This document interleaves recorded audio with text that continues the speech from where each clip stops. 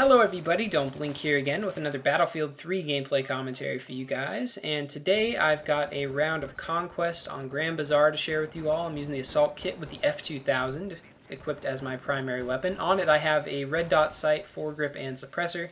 Pretty standard setup for basically all of the primaries in the game, at least all of the assault rifles and carbines that are available for the Assault class as well as the Engineer class.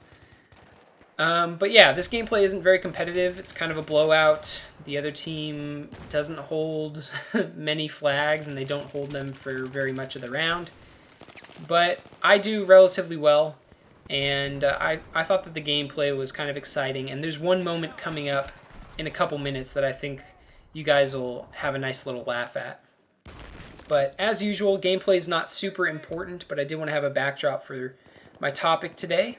And the topic at hand, or at least the one that I would like to discuss, is kind of a popular little debate that's been going on in the video games industry for quite some time now. I mean, this debate has been raging on since 1998 when I got my first issue of GamePro. I don't know how many of you are familiar with that magazine. I think it's now defunct and they've actually gone out of business, but correct me if I'm wrong, those of you who keep up to date on magazines in the gaming world. But yeah, I mean, ever since then, this debate has gone back and forth between proponents of video games and opponents of video games. And a lot of the opponents, they say that video games aren't art. They're, they're games, they're toys, they're meant for children. And meanwhile, people who play a lot of video games and play a lot of mature video games with interesting stories and artistic styles and all that good stuff, they argue that video games can be art, and a lot of them are art. And I wanted to, talk to you guys about this topic because it's one that I have always been interested in.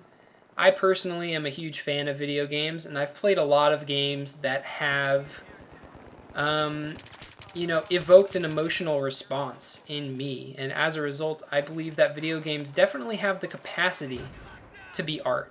Not that every single instance in the video gaming industry is art. I don't think Angry Birds is art, for example.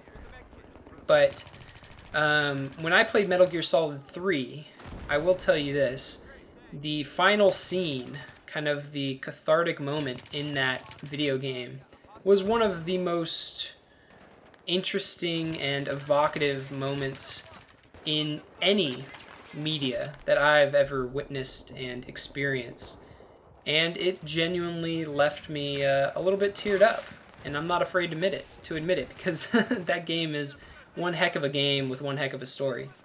So yes, there are tons of Angry Birds games and games like Angry Birds that aren't really any sort of art. They don't have anything really to say about the world. They don't evoke any real emotion other than, yes, I got a high score. And on the other hand, there are games like Dear Esther, which is the game that I featured in my most recent indie showcase. And I feel like that game definitely is art. If anything, it's less of a game and more art than just about any video game that's ever been released, in my opinion. And here's that moment I was talking about. What the heck was going on there? That was just silly. But yeah, I just wanted to ask you guys what you thought on this topic, because like I said, it is one that has interested me for quite some time now.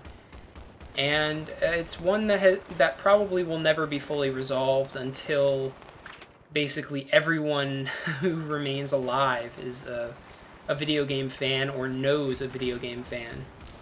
Because it does seem like the older set is the one that kind of argues against video games as art. Because when they were kind of, my age, or maybe a little bit older, in their 30s or whatever, video games were Frogger, and they were Donkey Kong and Mario, and those are all very simplistic and very basic, and you can kind of judge them at face value, but they really have, video games, have really evolved since then. They've changed a lot, And while there are still a lot of very silly, basic games with little to no story, on the other hand, there are some really awesome narrative-focused video games out there in the world that I think are just as good as, if not better, than a lot of films and books and things like that. So let me know what you guys think, and that's about it for this video. I'm gonna cut it off here just because I've I've said my piece, and I want to know what you guys have to say on the matter. So that's it for now. Hope you guys enjoyed. If you did, please give this video a thumbs up, and I look forward to reading all of your comments below this video. So that's it. I'll talk to you guys later. Have a good one. Bye.